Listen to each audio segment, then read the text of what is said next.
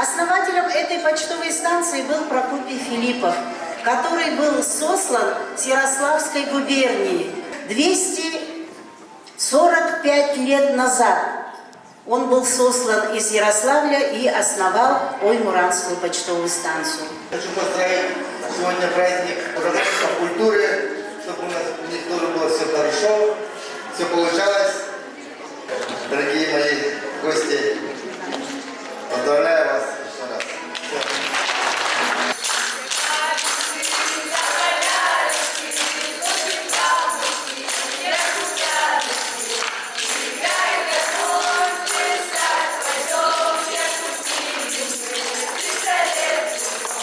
Здесь обозначено до Иркутска 2744 версты.